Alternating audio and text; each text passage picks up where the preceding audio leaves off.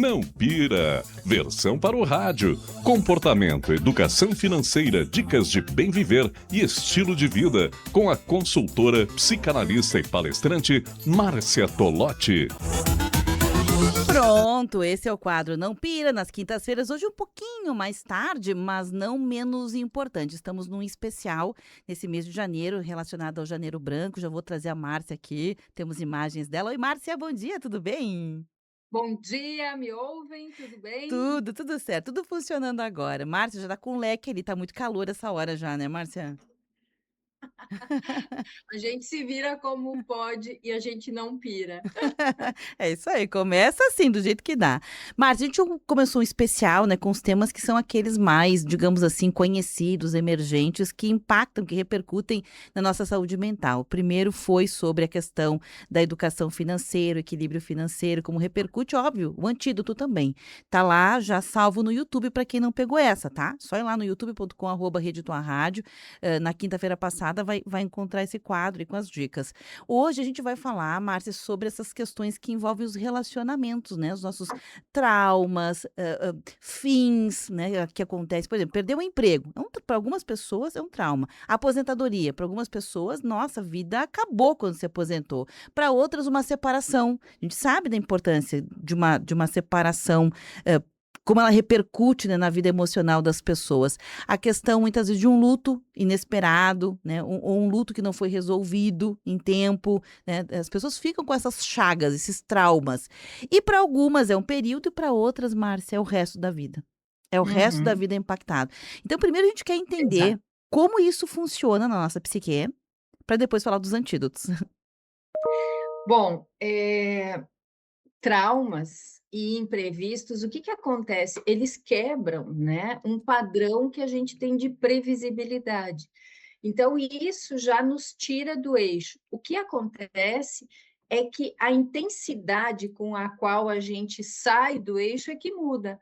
Pode ser que para uma pessoa isso seja uma questão leve. Vamos pensar sempre em escala de 1 a 5, né? Eu posso ficar abalada no nível 1 e tem pessoas que vão ficar abaladas no nível 5, ou seja, de uma forma muito mais severa.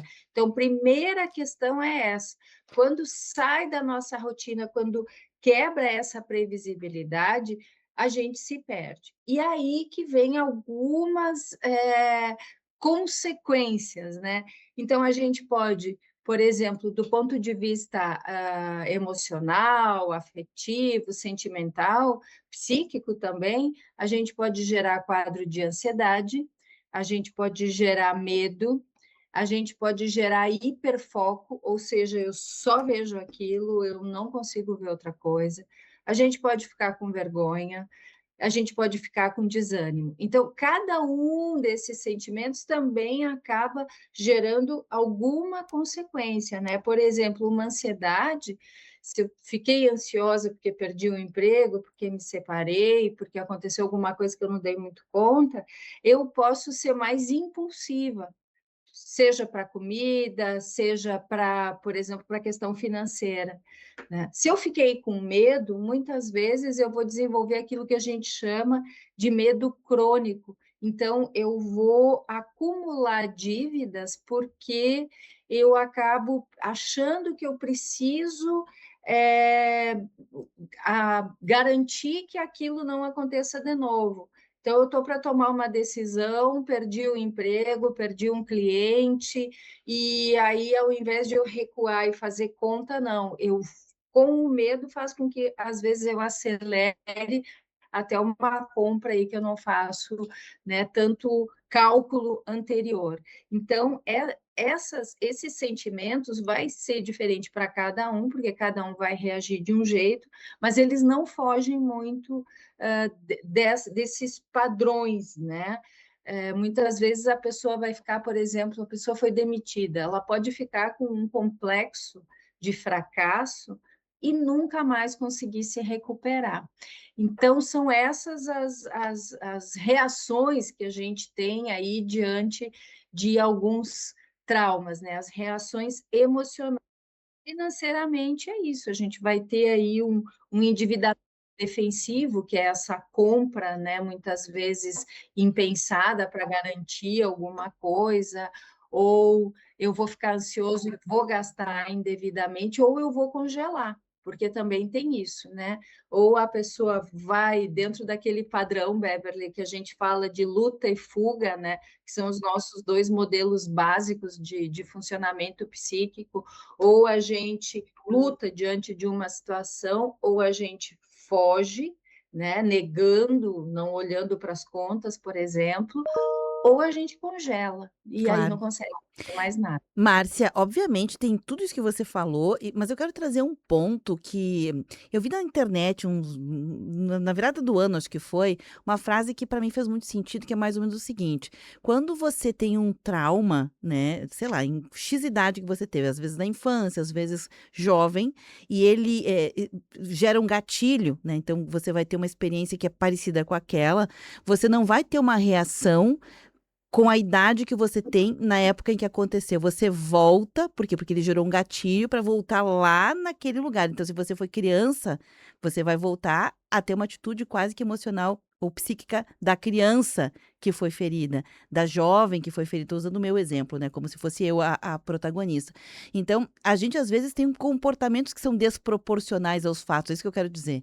Né? Me aconteceu algo madura que eu me comporto como se eu tivesse, sei lá, 5 anos. Uma dependência com aquelas coisas que aconteceram. Uhum.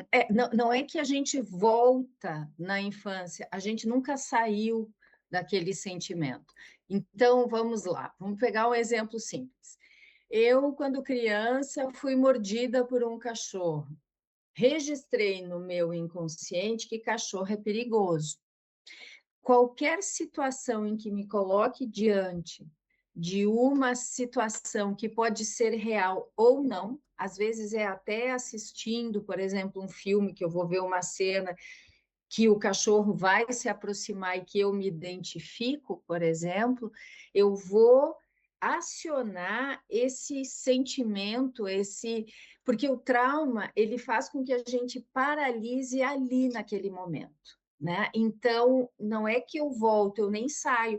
Então, numa cadeia de associação de ideias, eu vou estar naquele momento, naquela situação onde eu fui mordida quando eu tinha 5, 6 anos, por exemplo, e eu reajo a isso. A realidade, e ainda mais nessa época que a gente fala que a gente já não sabe mais o que é verdade ou não, a realidade ela é sempre psíquica. Então, não importa se eu estou hoje com 50 anos diante de um cachorro e que o cachorro é super manso, isso não faz diferença. A realidade me mostra, eu tenho 50 anos, o cachorro é manso, ele está longe de mim. A minha reação vai ser, se eu não superei essa dor, se eu não superei esse trauma, vai ser daquela criança que foi mordida lá aos 5 anos. Então, a realidade dentro do nosso psiquismo, ela é sempre aquela que a gente vive, aquela que a gente imagina, aquela de acordo com os nossos sentimentos e Claro. conexões que a gente faz. Márcia, mas Então, não é uma volta, eu estou aqui, eu só estou acionando o que aconteceu lá. entendi. Mas num mar de situações mal resolvidas e pessoas mal resolvidas, que é o cenário, a cena de hoje, né? É isso. Esse é o mar que a gente navega. Como é que a gente faz Uhum. antídoto para que a gente encontre equilíbrio emocional, saúde emocional, inteligência emocional, para lidar com tudo isso que a gente acabou de falar?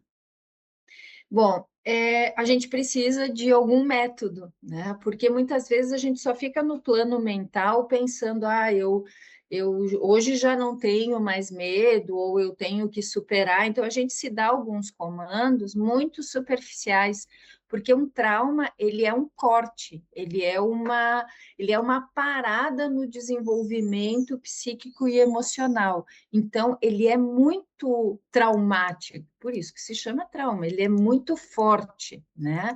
Então, não é com uma fala rasa que a gente vai resolver essa questão, com certeza absoluta. Quais são as saídas? Vou para terapia, vou para análise. Tá, Márcia, mas nem todo mundo vai, nem todo mundo tem dinheiro para. Tem outras saídas? Tem. Só que aí dá mais trabalho para a gente, né? Mas vamos lá, é totalmente possível. Isso tem que ficar claro. É possível. Quando a pessoa decide genuinamente, Beverly, de verdade, para valer, quando ela tem um desejo que aqui eu quero me curar, eu quero não ter mais medo de ganhar dinheiro, eu quero não ter mais medo de ter uma carreira melhor, eu quero não ter mais medo de ter um relacionamento bom, enfim, seja o que for. Primeiro a pessoa tem que ter esse desejo e acreditar que ele é possível e tomar uma decisão para mudar.